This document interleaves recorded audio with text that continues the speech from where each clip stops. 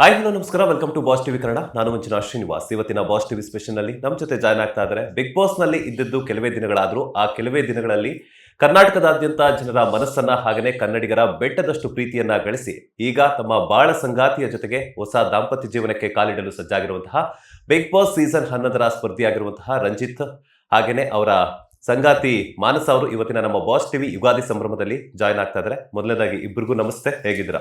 ನಮಸ್ಕಾರ, ತುಂಬಾ ಚೆನ್ನಾಗಿದೆ. ನೀವ್ ಹೇಗಿದ್ದೀರಾ? ನಾನು ಸೂಪರ್ ಆಗಿದ್ದೀನಿ. ಈ ಫ್ರೇಮ್ಗೋಸ್ಕರ ನಾನು ಇಷ್ಟು ದಿನ ವೆಯ್ಟ್ ಮಾಡ್ತಿದ್ದೆ, ಕೊನೆಗೂ ನನಗೆ ಸಿಕ್ತು ನೋಡಿ. ಅದು ಸ್ವಲ್ಪ ಟೈಮ್ ಬರ್ಬೇಕು ಅಂತಾರಲ್ಲ, ಹಂಗಾಗಿದೆ ಇವಾಗ. ಸೊ ಹೆಂಗ್ ಅನ್ನಿಸ್ತಿದೆ? ಬಿಗ್ ಬಾಸ್ ನಂತರ ಎಲ್ಲರೂ ಇನ್ನೂ ಸಿಂಗಲ್ ಆಗಿದಾರ, ನೀವು ಮಿಂಗಲ್ ಆಗೋಕ್ ರೆಡಿ ಆಗಿದ್ದೀರಾ. ಸೊ ಒಂದ್ ಕಡೆ ಖುಷಿ ವಿಚಾರ. ಸೊ ಏನ್ ಹೇಳಕ್ ಇಷ್ಟಪಡ್ತೀರಾ?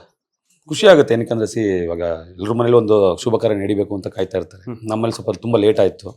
ಪ್ರತಿ ಸರಿನೂ ನಮ್ಮ ಅಪ್ಪ ಇಲ್ಲ ನಮ್ಮ ಅಕ್ಕಂದ್ರ ಕೇಳೋರು, ಯಾವಾಗ ಆಗ್ತೀಯ ಅಂತ. ನಾವು ಟೈಮ್ ಬಂದಾಗ ಆಗೋಣ ಅಂತಿದ್ವಿ. ಬಟ್ ಬಿಗ್ ಬಾಸ್ ಹೋಗಕ್ ಮುಂಚೆ ಎಲ್ಲೋ ಒಂದ್ ಕಡೆ ಒಂದ್ಸರಿ ಸೆನ್ಸ್ ಆಗಿತ್ತೇನೋ ಗೊತ್ತಿಲ್ಲ. ಹೋಗಕ್ ಮುಂಚೆ ಅದನ್ನ ಹೇಳಿದೆ, ಬಂದ ಮೇಲೆ ಎಂತೂ ಗೊತ್ತಿಲ್ಲ. ಈಗ ನನ್ನ ಗುಣಗಳು ನೋಡಿ ಯಾರು ಇಷ್ಟಪಡ್ತಾರೋ ಅದಾದ್ಮೇಲೆ ಸಿಕ್ಕಿದ್ಮೇಲೆ ಎಸ್ ಅಂದ್ಬಿಡ್ತೀನಿ ನಾನು, ಅದಕ್ಕೇನು ಪ್ರಾಬ್ಲಮ್ ಇಲ್ಲ, ನೋಡೋಣ ಅನ್ಬಿಟ್ಟೆ ಹೋಗಿದ್ದು. 15 ಡೇಸ್ ಹೊರಗಡೆ ಬಂದ್ರು, ಒಂದು ಒಳ್ಳೆ ರೀಸನ್, ಒಳ್ಳೆ ಕಾಸ್ ಹೊರಗಡೆ ಬಂದ್ರು.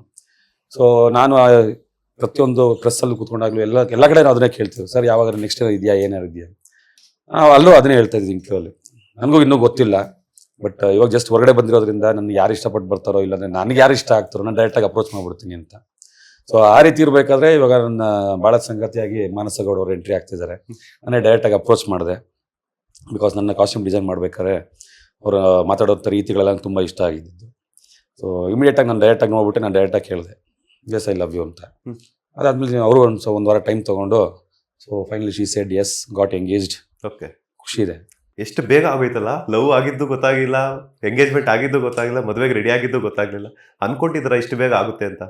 ಇಲ್ಲ, ಆಕ್ಚುಲಿ ಅನ್ಕೊಂಡಿರ್ಲಿಲ್ಲ. ನಾವಿಬ್ರು ಫಸ್ಟ್ ಮಾತಾಡಿ ಎಲ್ಲ ಒಪ್ಪಿಗೆ ಆದ್ಮೇಲೂ ಮನೇಲಿ ಇನ್ನ ಒಂದ್ ಸ್ವಲ್ಪ ಟೈಮ್ ತಗೊಂಡು ಹೇಳೋಣ ಅಂತ ಅನ್ಕೊಂಡಿದ್ದು. ಬಟ್ ಆಕ್ಸಿಡೆಂಟ್ಲಿ ಮನೇಲಿ ಗೊತ್ತಾಯ್ತು. ಸೊ ದೆನ್ ಇಬ್ರು ಮನೆ ಕಡೆನು ಮದ್ವೆ ಆಗ್ಬಿಡಿ, ಹಂಗಂದ್ರೆ ಏನಕ್ಕೆ ಸುಮ್ನೆ ಅಂತ ಅವರೇ ಫಸ್ಟ್ ಬೇಗ ಆಗ್ಬಿಡಿ ಅಂತ ಹೇಳಿ ಎಲ್ಲ ಬೇಗ ಬೇಗ ಬೇಗ ಆಗೋಯ್ತು. ಓಕೆ, ನೀವು ಹೇಳ್ತಿದ್ರಿ ಆಕ್ಸಿಡೆಂಟ್ಲಿ ಮನೆಯವ್ರಿಗೆ ಗೊತ್ತಾಯ್ತು ಅಂತ. ಹೆಂಗ್ ಗೊತ್ತಾಯ್ತು ಅಂತ? ಇಲ್ಲ, ಆಕ್ಚುಲಿ ನಾನೇ ಹೇಳಿದ್ದು. ಅದಾದ್ಮೇಲೆ ಇವರು ಸ್ವಲ್ಪ ಟೈಮ್ ತಗೊಂಡ್ರು, ಹೆಂಗೆ ಹೇಳೋದು ಏನು ಎತ್ತ ಅಂತ. ಆಯ್ತಮ್ಮ, ಮನೇಲಿ ಎಲ್ರಿಗೂ ಹೇಳಿದ್ದೀನಿ, ಸೊ ತಲೆ ಕೆಡ್ಸ್ಕೊಳ್ಳೋಂತ ಏನಿಲ್ಲ, ಮನೇಲಿ ನೋಡ್ಬೇಕು ಅಂತಿದ್ದಾರೆ ಅಂತ. ಯಾವಾಗ ಸಂಕ್ರಾಂತಿ ಬರ್ತಿತ್ತಲ್ಲ, ಇಮಿಡಿಯೇಟ್ ಸಂಕ್ರಾಂತಿ ಸಾಯಂಕಾಲ ಕರೆಸ್ಬಿಟ್ಟೆ. ಒಳ್ಳೆ ದೇವ್ರ ದೀಪ ಕತ್ಸೋ ಟೈಮ್ಗೆ ಮೇಡಮ್ ಅವ್ರನ್ನ ಕರೆಸಿ ನಮ್ಮ ಮನೇಲಿ ಎಲ್ಲರೂ ಪರಿಚಯ ಮಾಡಿಸಿ, so every one are happy.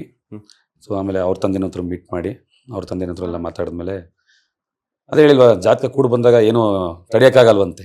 So ಹಂಗೆ ಬಂದಿದ್ದು ಎಲ್ಲ ಫಾಸ್ಟಾಗಿ ಶುರು ಆಯಿತು. ಎಂಗೇಜ್ಮೆಂಟು ಶುರು ಆಗೋಯ್ತು. ಇವಾಗ ಮದುವೆದು ಅದೇ ಥರ ಹತ್ರ ಇದೆ, ಹೋಗ್ತಾ ಇದೆ, ಅದ್ರ ಪಾಡಿಗೆ ಹೋಗ್ತಾ ಇದೆ. ಅದಕ್ಕೆ ನಾವು ಬಿಟ್ಬಿಟ್ಟಿದ್ವಿ, ಎಲ್ಲ ದೇವ್ರು ಹೆಂಗೆ ಇಚ್ಛೆ ಇಟ್ಟಿದ್ದಾನೋ ಹಂಗೆ ಆಗಲಿ ಅಂದ್ಬಿಟ್ಟು. ಸೊ ಅದು ಆಗ್ತಾ ಇದೆ ಅದ್ರ ಪಾಡಿಗೆ. ಅದು ಲೇಟೆಸ್ಟ್ ಹಾಗೂ ಇಂಟ್ರೆಸ್ಟಿಂಗ್ ಸುದ್ದಿಗಳಿಗಾಗಿ ಬಾಸ್ ಟಿವಿ ಕನ್ನಡ ಚಾನೆಲ್ನ ಸಬ್ಸ್ಕ್ರೈಬ್ ಮಾಡಿ, ಹಾಗೆಯೇ ಬೆಲ್ ಐಕಾನ್ ಪ್ರೆಸ್ ಮಾಡಿ. ಇದರ ಜೊತೆಗೆ ಫೇಸ್ಬುಕ್, ಇನ್ಸ್ಟಾಗ್ರಾಮ್, ಎಕ್ಸ್ನಲ್ಲೂ ಮಿಸ್ ಮಾಡದೆ ಫಾಲೋ ಮಾಡಿ.